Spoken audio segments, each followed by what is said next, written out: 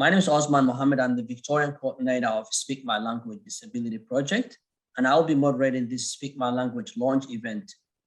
Today, we are holding this online event to talk about living well with disability and launch the Speak My Language Victorian podcasts.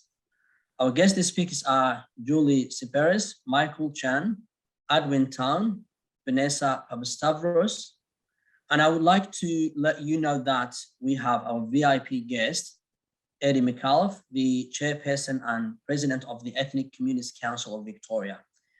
Eddie will be officially opening the event for us.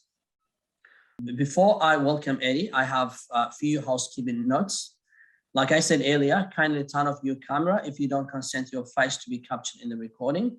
Please keep yourself muted during the event. If you have any questions for the acting program manager, for me or our guest speakers, please send your questions to the chat box. However, we'll hold the questions until the end of the event, and we will do our best to answer your questions as time permits. If you want to get involved in future or have technical questions, please reach out directly to me via email. Now, let us please welcome Eddie Micallef, the Chairperson of ECCV Board and the President of the Ethnic Communities Council of Victoria. Eddie will officially open the SML launch event. Welcome, Eddie. Thank you. Thank you, Osman. Look, it's with great pleasure I open this august gathering of people to talk about a very important issue with Speak My Language. I've been aware of the program for a number of years. So I'd like to commend all those who have been involved in the current in the current situation and those that were there in the past. So thank you very much. And again, it's another one of those important initiatives that have been developed by the Ethnic Communities Council of Victoria along policy and its policy and advocacy process of making the community and governments aware of these issues. But I'd certainly like to, before I commence, like to acknowledge the traditional owners of the land that we are on today, the Wurundjeri people of the Kulin Nation, and pay our respects to their elders, past, present and emerging. Speak My Language is an important program for culturally diverse Australians as it shares real stories, experiences and tips about living with a disability through storytelling. And I think that's an important way of getting the message across. Today's launch is also an opportunity to mark International Day of Persons with Disabilities on the 3rd of December, which was a couple of days ago. This year's theme is leadership and participation of persons with disabilities towards an inclusive, accessible and sustainable post-COVID-19 world. The program is an opportunity to promote this goal as it celebrates the contributions and achievements of people with disability from diverse backgrounds to promote inclusion, and that should be a given. The ECCV is proud to be part of the national program to have another opportunity to partner with all state and territory ethnic and multicultural community councils across Australia, demonstrating the strength of the network with FECA as its peak, the national body representing people in Australia from culturally and linguistically diverse backgrounds. We know through our involvement of the first Speak My Language program, the power of ethnic media, which shared stories about aged care through radio broadcasts and the impact it had for multicultural communities as it is still spoken about. So that very much shows the strength of the way the community received this initiative. Today we have the opportunity to hear for the first time some of the Victorian podcasts developed, as well as hearing directly from those involved in the project for a panel discussion about their experience in the program and what it means to them. I hope you enjoy the launch and invite you to listen to all the podcasts produced as they are rolled out over the coming year and share with your communities. I would now like to hand over to Osman to continue with the launch and wish you all the best for this important initiative. Osman. Thank you, Eddie. Now I would like to welcome Vanessa. Vanessa is the National Communications and Engagement Officer for Speak My Language, overseeing the national media and communication strategy for the program. She is currently acting National Program Manager while Jenny Bray is on leave. Vanessa will provide an overview of the project's progress, our points of difference, and our podcast's current reach. Over to you, Vanessa. Thank you, Osman. I would like to firstly acknowledge our ECCV Chairperson, Eddie. Thank you for those very lovely opening words, as well as our moderator and SML Victoria Coordinator, Osman, and our panelists who will be speaking today. It is such a pleasure to be here representing the lead agency of the Speak My Language program, ECC New South Wales, and to be standing in for the National Program Manager, Jenny Bray, in her absence. As we will see today, very soon, the Speak My Language Disability Program is harnessing the power of storytelling to share culturally diverse perspectives on living well with a disability. I can speak on behalf of all the team, the national team, when I say that it has been a pleasure for ECC New South Wales to be working with our sister organisation, ECCV, to deliver this program. The Ethnic Communities Council of Victoria has robust community connections, great initiative, a fantastic state coordinator in Osman, and a fantastic group of travellers who are producing content for the program. In October, the first Speak My Language episodes launched online at speakmylanguage.com.au. Currently, we have 30 interviews which are streaming for free and have already received over 400 downloads. And that is prior to any formal advertising or promotion of the project. That is just through our community connections alone. So 400 downloads for 30 interviews is a pretty significant reach, and something that everyone, especially our travellers and our coordinators, should be very proud of. And this month alone, our website has reached over 5,000 impressions when people have searched for cultural and disability inclusion online. And this shows the need for this kind of program in the community, because people are hungry for the sort of inclusion that Speak My Language promotes.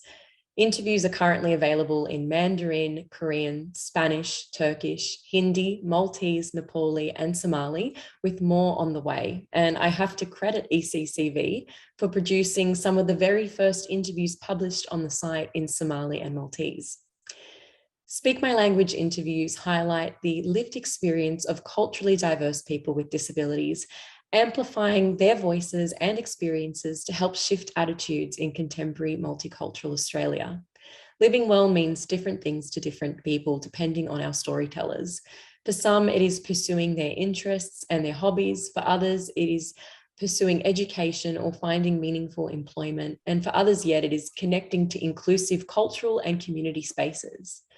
Alongside empowering these voices of people with disability, the program also shares interviews of places, activities, and opportunities that CALD Australians can enjoy so that we can continue to connect and network our communities. As only 10% of people living with a disability can access the NDIS, our program is driving and shaping a new space in the sector by looking for the inclusive intersections in our society. The program has nevertheless faced many challenges, and COVID-19 has probably been the greatest of them. While the numerous lockdowns have been disruptive, and that has especially been true for the state of Victoria, they know it best, ECCV and her sister organisations have been agile in adapting to these challenges. In the final year of the program, as we approach 2022, we will be making use of a new model to ensure that as many inclusive organisations and activities can be shared through our interviews. On behalf of the Ethnic Communities Council of New South Wales, I would like to thank the work that's being done in the Ethnic Communities Council of Victoria to deliver this program. Through a historic partnership with all state and territory ethnic and communities councils and multicultural councils right across Australia, we are creating a program that is truly unique and empowers generations of CALD people living with a disability to share their voices, their experiences, and their stories.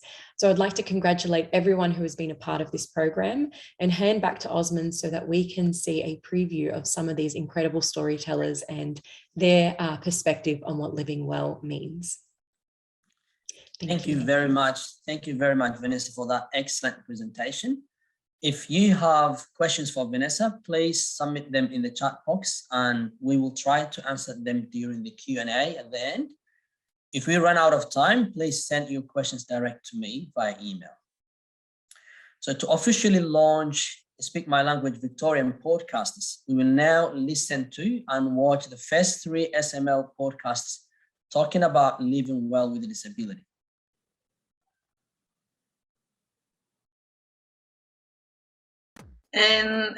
runtii aad baan u faraxsanaa waayo maadaama mar walba aan waxbarashada jeclaa aad waxaan u faraxsanaa inaan goolkaygii aadka u dheeraa oo ah inaan jaamacad xaadiray oo aan tagay orientation weeka la yidhaahdo oo ka horeeya weeka waxbarashada jaamacadda si aan u soo helo macluumaadkii aan u baahnaa iyo dadka baahiyaha gaarka ah qabo sida loo caawiyo fasalladii iyo tiyaatarradii aan wax ku baran lahaa iyo librarygii iyo si aan usoo kala arko marka waxay ahayd waqti aad muhiim igu ah noloshayda.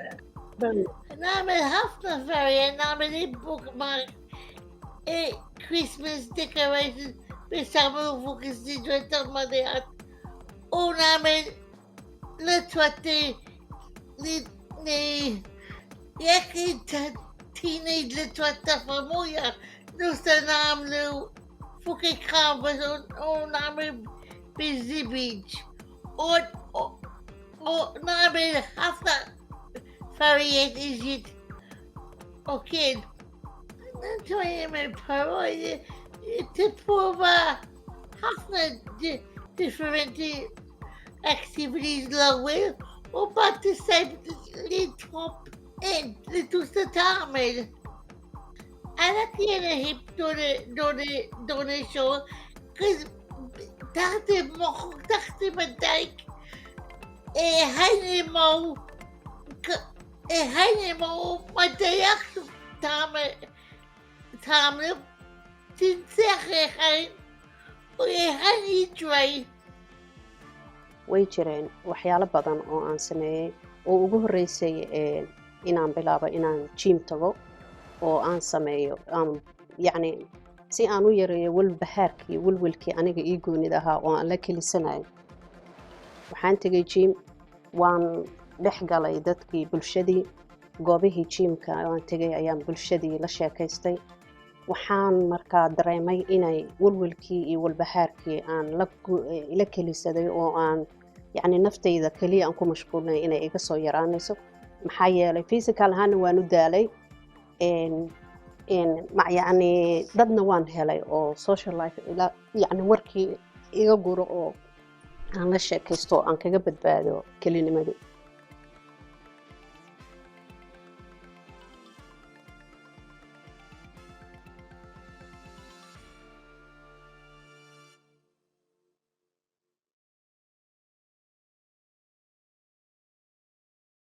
That's fantastic. So this is just an example of our podcast. So if you would like to listen to all SML podcasts, you can visit the Speak My Language website, then select interviews. From there, you will find all available podcasts in different languages. So now allow me to welcome Julie, Michael, and Adwin. They have made great contributions to Speak My Language project, and I'm sure they will have a lot to share with you today. So Julie is one of Speak My Language travelers. Michael is a storyteller for the program, and Adwin was a guest speaker from Chinese Association Victoria. Just a brief introduction about Julie. Julie comes from a perspective of lived experience of disability and is a passionate supporter of self-advocacy within the culturally diverse disability community. Julie is one of the first Speak My Language travelers and managed to produce 7 Speak My Language podcasts about living well with a disability in Maltese. My first question goes to Julie. Julie, as someone with lived experience of disability and SML traveler who completed 7 podcasts, can you talk to us about your journey as an SML traveler? Yes, thank you, Osman, for the introduction. the first step of being involved in the SML program was to be involved in the induction program, and this included quite intensive training delivered via Zoom, thanks to COVID. And the training was a very important component of the program. We tackled issues, topics that were related to what is disability, what is SML, safeguarding and practice, and also we had practice potential interview forms, which helped us with practical tips. Now, some of the practical processes of Speak My Language was to go out into my community and find storytellers and service providers, and to deliver these stories in the Maltese language. And also there were also loading the podcast, which was another different process. Great. Thank you, Julie, for that. So, as an SML traveler, you actually mentioned parts of this question already. So, what do you exactly do? Like, how do you conduct the interviews, and how do you interview? How do you find people? Can you tell us a brief about the process of interviewing someone and submitting the podcast? Well, first you have to find the travellers or storytellers. Find storytellers and service providers, and you know, it's a bit of a long process to find storytellers and service providers who are willing to share their services and stories. So that's the first step. So once we get agreement on a story, we then fill out what we call a PIF, which is a potential interview form, and that process is there's a bit of a process there where with the national team and with Osman, we go through some questions, and that's sort of like is whittled down to questions that are very relevant to the storyteller and to the SML program. And then once the interview is finished, conducted, we then there's a whole process related to Squadcast. Squadcast is the program that we used to record people, and we then upload the interview. And then that goes through another process with the national team. So that's collated and edited. So that's another process. Right. Good to hear that. Thanks, Julie. I can't remember, you were the first candidate who submitted the application when we opened the travelers application. So can you tell us why you decided to get involved? As you mentioned in my introduction, Osman, I come up from a perspective of lived experience. So in my other roles with diversity and disability, which I'll just drop to D&D, we go out, we basically, share our stories to empower people. So I'm very passionate about the self-advocacy model and storytelling. And storytelling is a very powerful process for people to get out there and tell their stories, and to be really comfortable in telling their stories. Great, thanks. My last question for you, Julie. You interviewed storytellers who talked about personal experiences and guest speakers who provided information about services in the mainstream. Can you share with us, if you can remember, any tips or information provided by the people you interviewed? Yes, so some of the important tips that I learned was and can share with everyone is that people with disabilities need to be out there and try as many things as possible, because if you don't try things, you don't really know whether you're gonna like the activity or like the outing. So that's a really important tip. And then in the process of trying a lot of things, there may be things you don't like, so you can rule them out. There are other things you may like, so you may come to a decision where you want to pursue something a bit more deeper. So also another tip from a service provider, which is the Maltese Community Council of Victoria, is they provide language and language classes, and so it's important that the younger generations have the ability to learn about their culture, and through the language classes and library services, the Maltese Community Council provides a service to younger people to learn about culture and to give them the opportunity to learn the language, that when they're communicating with their elders, they can communicate in ways that both understand the language and culture. That's fantastic. It was great to hear from you, Julie, and thank you for sharing those tips with us. Now, let me welcome Michael. Michael is one of Speak My Language travelers, Speak My Language storytellers who decided to share their experience about living well with disability. Michael shared his story about performing stage drama during an interview with our Cantonese traveler, Charmaine, who is here with us as well. My first question to Michael will be, can you share with us a brief about your story and why do you like to perform stage drama? Sure.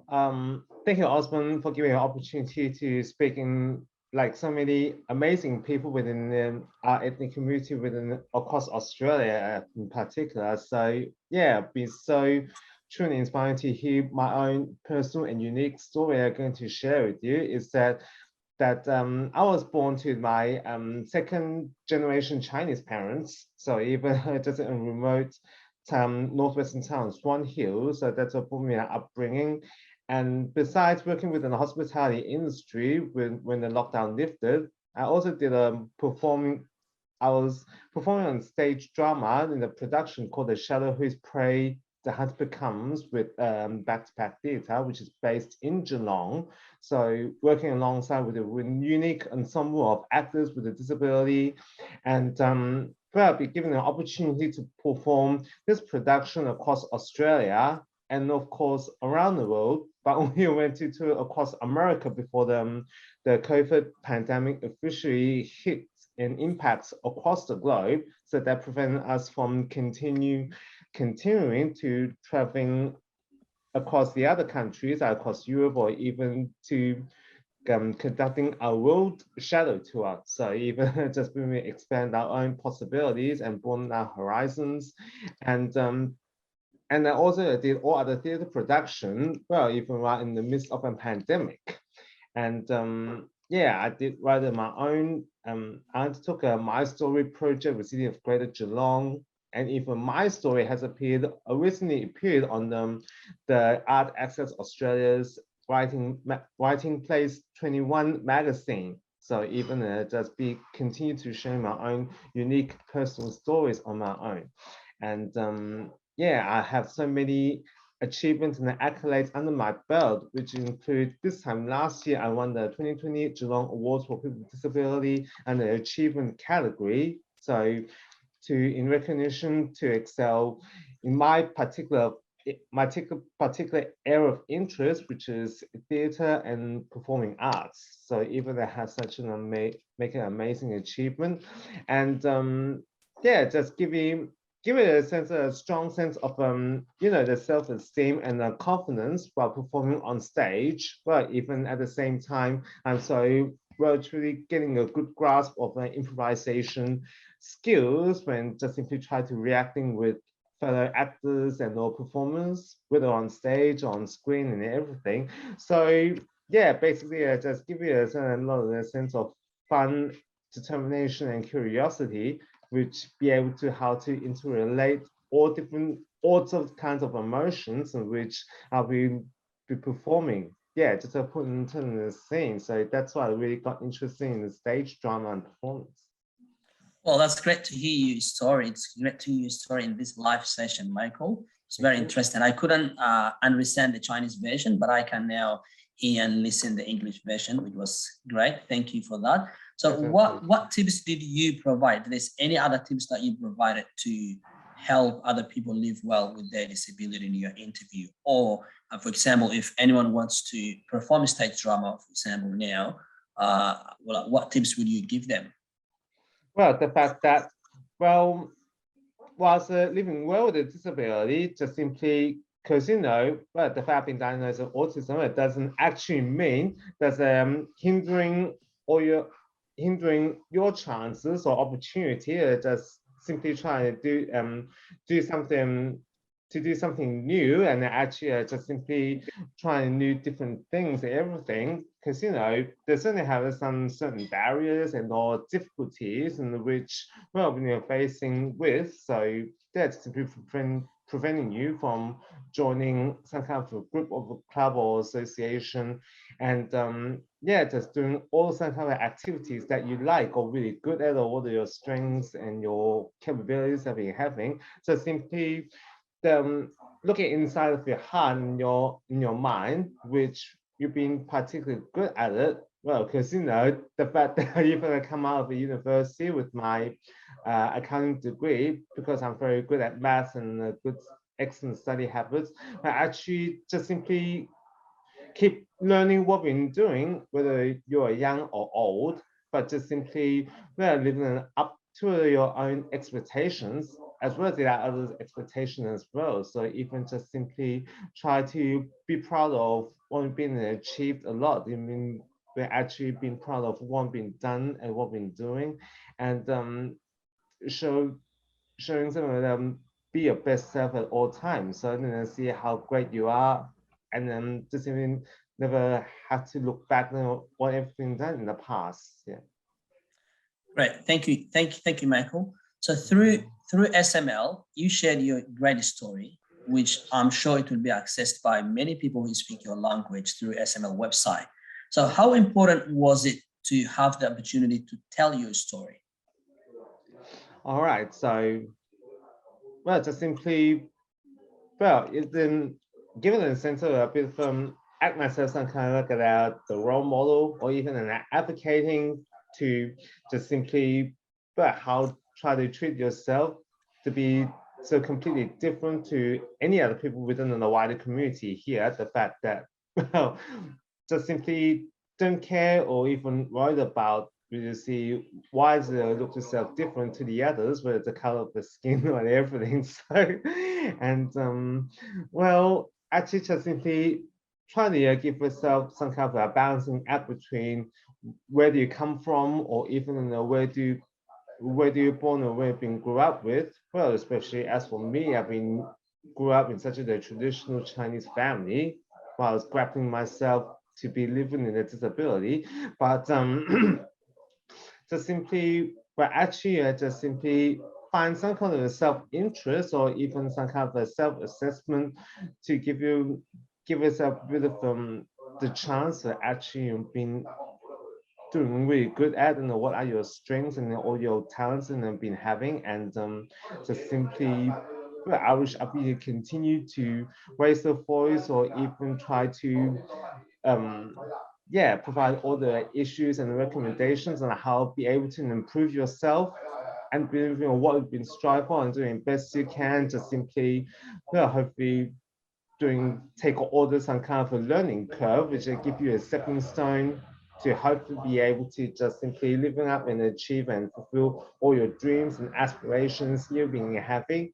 Yeah, just simply but I'll be the suitable person to inspire all other people who are doing like the same thing or what I'm doing. So yeah, just simply try to get into the sense of a well-diverse and inclusive society that we be living here. What a role model and inspiring person you are, Michael. Thank you so much for sharing your empowering story with us again. Thank you. And let me now welcome Adwin Town, the lucky last. Admin is the Public Relations Officer at Chinese Association Victoria. In an interview with the Speak My Language Traveler, Admin shared with us some popular, accessible and inclusive interest groups and activities organized by the Chinese Association Victoria. Adwin is here with us. What service do you provide, Adwin, at Chinese Association Victoria? Yeah, Chinese Association of Victoria. We have a Chinese school for children from kindergarten to year 12. And also we're going to open up adult Chinese lessons. They said, I heard one of the parents say, if your idea want to be an astronaut, you have to learn Chinese. Well, we also have Chinese cultural dance in traditional costume and music. Also, we have ballroom dancing, also sequence dancing, line dancing. We have also golf, karaoke, sing along, and then we have table tennis. We have over 25 tables of table tennis of various level. And then we have Tai Chi. Well, you know, good for your health, you know, very welcome by the community. We have social recreation function, barbecue, dinner party, including Chinese festival in every seasons. Also, we have vocational courses for domestic students, you know, with other RTO providers. We're also planning to have adult migration education program for all community members. All right.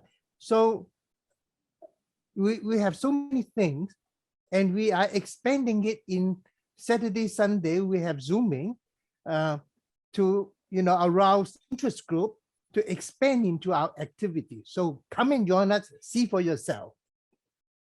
Thank you.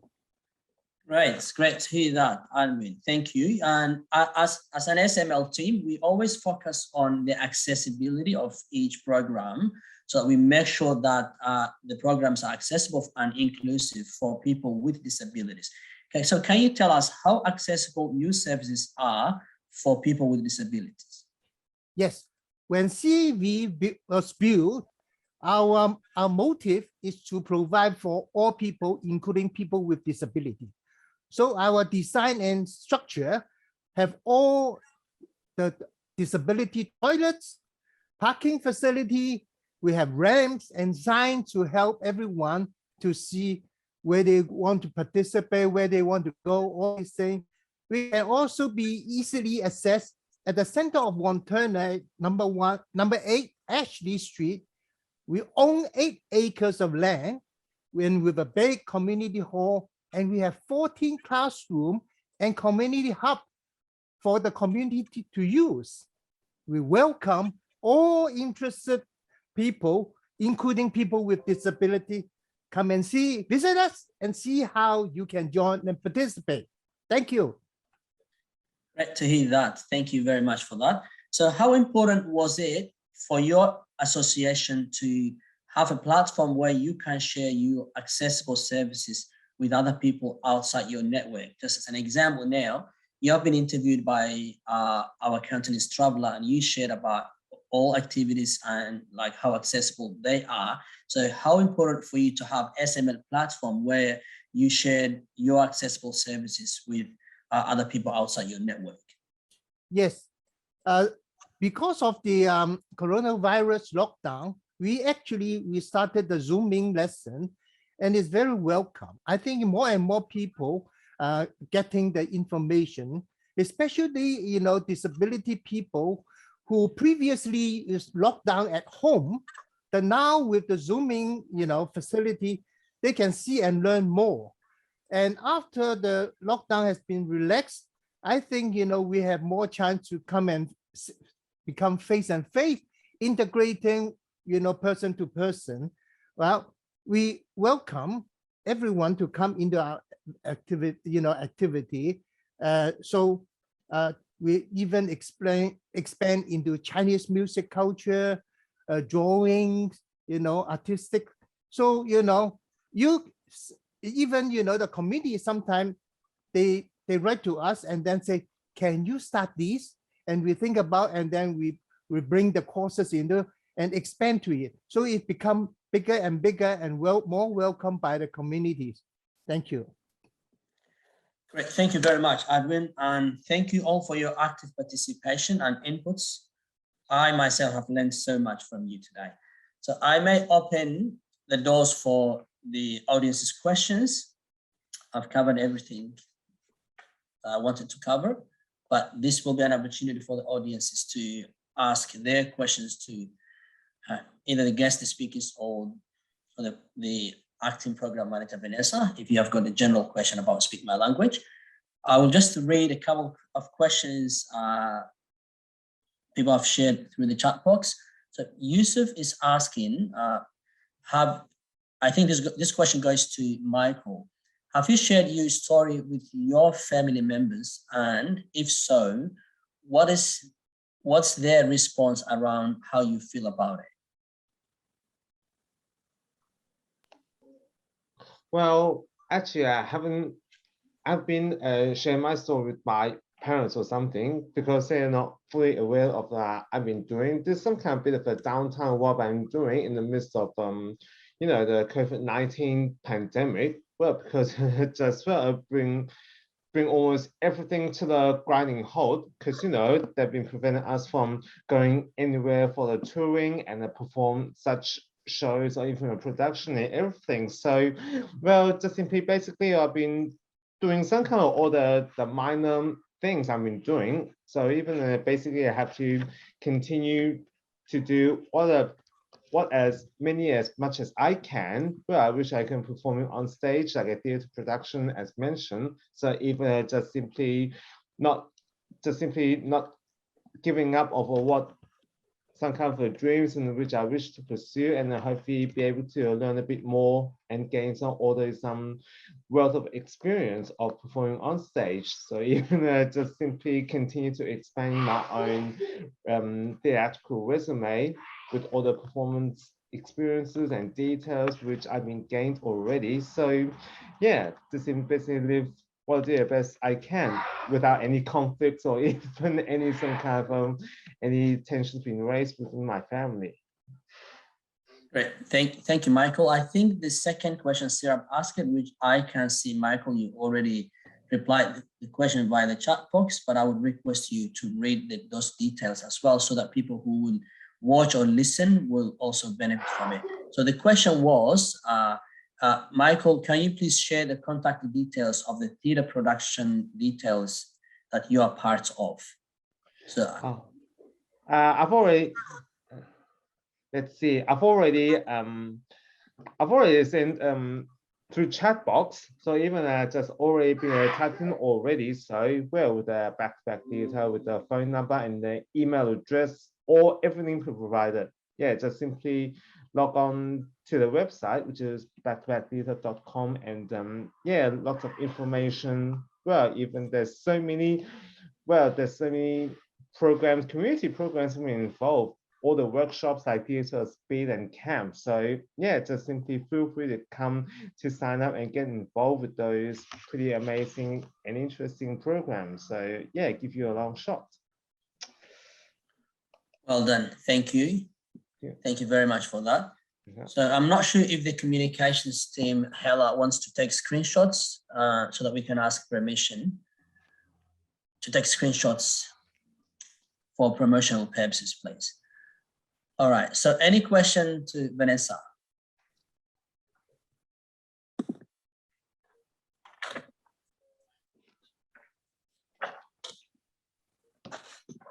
Okay, I may need to ask a question to Adwin. Adwin, back to you. As Chinese Association Victoria, provide such a wonderful activity that's accessible for people with disabilities from your community. If someone wants to access those activities, how can they contact the association? Like, do you guys have a website? Do you have your contact details online? How can someone contact your association? Yes, people, you know, they can come to our Facebook, they can come to our website, www.cavinc.com.au, and then, you know, they can call in, you know, ask for what sort of activities or whatever, then we can send them, you know, all these details. Okay, a lot of parents actually call in about their children wanted to study the Chinese school. So, you know, we invite them to come in on Saturday and Sunday to see our school at, you know, with their children. And then, you know, these are all the things. And people with disability, they can call in, and then, you know, we can welcome them, and then we show them around and what sort of activities they want to join in, then we can advise. And then sometimes we have to, you know, prepare the teachers, and then we have to, you know, to arrange things, you know. So there are all sorts of things that we can do as long as we work together and aim for it. So, and one other thing, you know, we have is that we have vocational trainings at our site because we have 14 classrooms. And the Chinese belief is that instead of giving them fish, we try to teach them how to fish. So I think, you know, for disability people, we have places and time, and we have courses. Equip yourself with skill, be a part of the community, and then, you know, contribute yourself back into the community. That is what you like to do. And then, so come in and see for yourself. Thank you. Great. Thank you very much. Much appreciated, Adwin. I think there is another question sent. Yes. This question is not going direct to someone, but it's going to all panelists. Maybe I will give this question to Julie. Julie, the question says, what future would the panelists like to see for people living with disability from culturally diverse communities? Can you unmute yourself? Yes, I have. So what I would like to see is a greater acceptance of people with disabilities to reach their full potential, and as Michael suggested, a lot of the time there are barriers within families, and I have experienced this also. Families, being a woman, being a girl, being having great capacity. So I think that that's really important, and just for people to be included and to be respected as members of society. People with disabilities can fully participate in society. In my situation, I've worked in the public service. I've done everything anyone else has done. You know, I've bought a house, I've travelled, I've drive. So there's nothing that I haven't really done, and so I think that I'd like to see more acceptance from families and then society, because families are very important pathways for people with disabilities to reach their full potential. So if they believe in you, you have a better higher self-esteem, and you go out there and create your own world. A lot of things that the cold environment families don't understand is modifications. So the actual workplace can be modified for people with disabilities. They may be in wheelchairs, they may have communication issues. So all these things with augmented technology now can be addressed. I know lots of people with disabilities who have communication issues, and they work in the open market. Some have their own businesses. So, you know, the world is your oyster now, which, you know, 20, 30 years ago, it was much harder to be accessible. Well, great. That's the vision, Julie. Thank you very much for that. So I think hopefully this one, I'm not going to say the last one, but we still have another 12 minutes to continue if you have got more questions to ask. But I can see another question in the chat box, which goes to Adwin. This question says, if someone wants to access to activity of your association, but they do not speak Chinese, are there any assistance provided to them? Yes, I mean, if you call in and then you come to our compound, most of our executive and teachers, they all speak English. And nowadays, more and more CALD communities, you know, come and learn Chinese because it's one of the most demanding language now in Australia. So, you know, we have a lot of different culture, you know, in our compound, not just Chinese alone. Yes. Great to hear that your center is accessible to everyone and language should not be a barrier. So the other question from Yusuf, it goes to Vanessa. So it says, Vanessa, does SML have linked to other disability services on the website, like NDIS, Disability Gateway, My Access, and etc.? Thank you for the question, Yusuf. At this stage, we haven't linked to other services and providers. One of the things we want to do is focus on mainstream places, venues, and activities that aren't attached to service providers or aren't attached to, for instance, the NDIS. In saying that, though, we have been in discussions with Disability Gateway. They've contacted us. They're really interested in making their platform more CALD friendly and more inclusive of people from multicultural backgrounds. So we're in the process of having a bit of a discussion with them, and we are in some of our podcasts highlighting the Disability Gateway and what resources they have on offer and how people from CALD backgrounds can access those services. But one thing we are doing in podcasts that are highlighting a particular CALD inclusive, disability inclusive program or activity, we are linking back to that organisation as well as similar organisations or similar activities in other states and territories, so that if a listener who may speak a particular language has tuned in, but they're not based in that state, we've linked to other directories or other places where they can find very similar activities, businesses or services. So each individual podcast is, where possible, linking to those resources, but the website itself isn't linking to the broader sort of programs or services, government funded services that are available, only because we don't want to duplicate those services. They already exist, but where we are integrating with them, we are connecting to them by linking to them. I hope that makes sense. But yes, it's sort of on an individual basis based on what each podcast discusses, so that the people listening can sort of plug in and tune into those resources accordingly. Great. Thanks, Vanessa. I think there's a second question to you. It says, can you share any examples of highlights from the podcast so far and any particular inspiring or surprising stories? I'm sure this will be quite challenging because all podcasts come in other language, but I know the brief description of each podcast that you may have also seen it. This question comes from Cyril.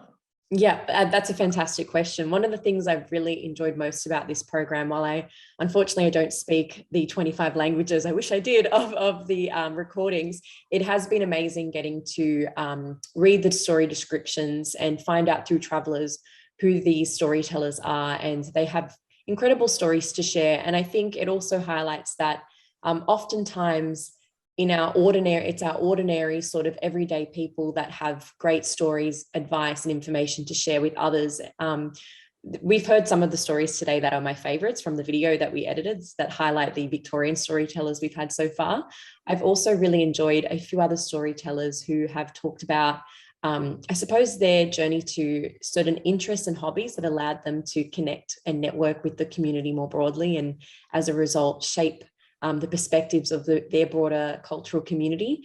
One story that I particularly liked is a storyteller who she has cats. I think that often when we think about living well, pets is a big part of that, and we don't often talk about our pets, but I think especially during lockdown, we really relied on our furry friends to give us companionship. And she talks about her cats. She's got a YouTube of her cats that has a huge amount of subscribers, and she's planning to travel at some stage once she's able to with her cats. So she's making some special accommodations to bring her cats with her. And that story is in Korean and has just been published on the website. So any Korean listeners, I recommend tuning in. It's a great story. And I think like many other stories that highlight the role that pets play, or as well as family and friends, I think it's often those networks that support people to live well, whatever that means to them, whether it's pursuing their ambitions, their dreams, pursuing further education or work accommodations so that they can access work in their field. It's often their family networks or their friendships that have allowed them to live well and pursue those goals. So I think that's probably one of the highlights of my stories. I've seen so many, they're so varied. Each of them have their own special take on what it means to be living well. And I've learned a lot from those stories and thought about the way that I live well in my own life as a result of them. So that's probably my highlight. I'm very fortunate that I get to see behind the scenes as they're being edited to see so many of the stories as they're coming together. Let's see. Thanks, Vanessa. I think we can accept one more question if anyone else wants to ask a question to any of the panelists.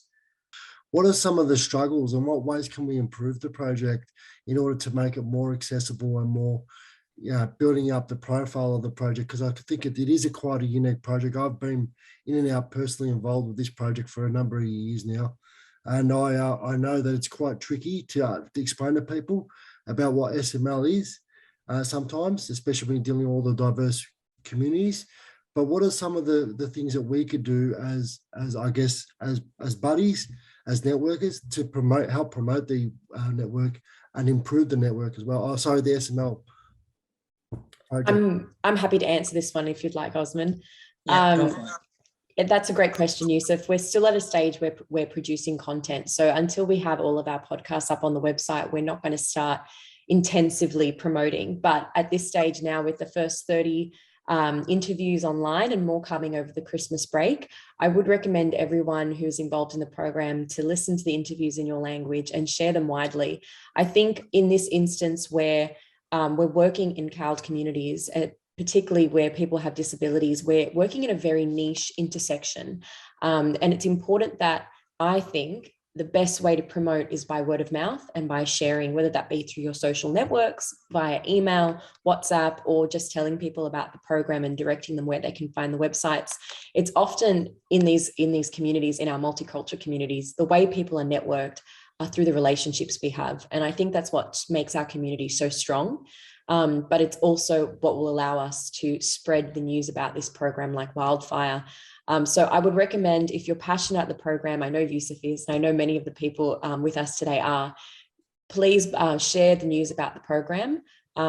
Send people the link of the website. All of our interviews are for free. And I would just say, when you're trying to explain or discussing what it is this project is doing, just say that we are sharing stories and information about living well with a disability in our multicultural communities, because right now, the voices of CALD people who have disabilities are not something that's often taking center stage, even in discussions around disability inclusion. So that's what makes this project special, is that it is the voices of people who are from culturally and linguistically diverse backgrounds, whose stories and information and advice is being shared. And to just keep doing that via word of mouth or via social media is the best way to go about it in the meantime, until all of our stories are published online, and then you'll be seeing us taking the promotions by storm, I think. But I want to thank everyone who's been a part of creating and sharing these stories. You've been incredible, from our travelers, our talent who share their stories and their advice, all the way through to those who are listening on the other end. You've made this project what it is so far, and it'll only get better. Thanks so much, Yusuf and Osman. Osman, I have a question for you. Yep, welcome, Julie. Can you tell us a little bit about your experience as a coordinator? To tell you about my story, Your experiences as a coordinator. my experience as a coordinator. Look, I think, Julie, you started with me, so we have been working together since the beginning. This is, to be honest, it's a job that I enjoy doing it because of the stories that we share with people with disabilities, because we share these stories to empower other people, to provide practical tips. So I'm passionate about doing this. I'm never tired of doing it. And all the travelers who work with me, they know, and how committed I am for this for this job because of the outcome. So it's always great. And for now, we have nearly 10 SML travelers in Victoria that I need to make sure every single traveler, when they submit any story plan to the national team, so that they can safeguard the story and approve it before the interview is conducted. So the hardest part of my task or job is reviewing all these PIFs every day before it is submitted to the national team, and also follow up with the travelers. And sometimes I also cross the border. I try to find talents for the storytellers, which is quite challenging, sending emails to service providers, and sometimes you may not even receive a reply, and sometimes you may receive a reply. So it's quite difficult, but at the same time very rewarding. So I enjoy doing this, and Vanessa knows this. So in Victoria, I think we submitted so far 20-something podcasts, 25 podcasts, even though some of them are not yet published. So it's great to be part of this wonderful team. I enjoy doing this. So just on another level, so what I liked about this program from a traveller's perspective, that we work together to get the desired outcome. And as part of the first intake, we were test pilots for the program. So I think that we made some really important suggestions, and which were taken on board by the national team. So I'd like to thank you on behalf of all the travellers for taking our suggestions and making the lives of travellers a little bit easier to navigate. Thank you, Julie. And look, thank you everyone for attending SML launch event today, and a specific thank you goes to our panelists for their active participation. We have learned so much from you, as I said earlier. Osman, it's Eddie, if I just might make a few closing comments. Look, it's a terrific program. Thank you for all the participants and adding their stories. Look, it's a national program, and being part of the FECA executive as a deputy chair of FECA, I'll pass on the impact of these type of programs in bringing these issues to the fore. And Vanessa, if you can pass our appreciation on to New South Wales and Peter Dukas and his team, well, I thank you for that. The other thing, the point you made about animals, companion animals, I was on a companion animal inquiry when I was a member of Parliament, and the impact of animals, companion animals, to the well-being, mental health and overall well-being of communities is very well researched, and very important point you make. So look, it's a terrific program. Osman, I think you've done a wonderful job in overseeing today's session. So thank you very much to all, and we wish you well for the future. The last point I'll make is the issue of, I suppose, dual response to people with disabilities from cold backgrounds. Do they suffer another layer of racism on top of their disability, or another level of discrimination?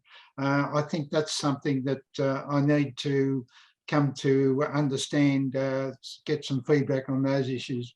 But overall, thanks everyone. It's been a terrific program. Well done. Great. Thank you, Eddie, and thank you, everyone.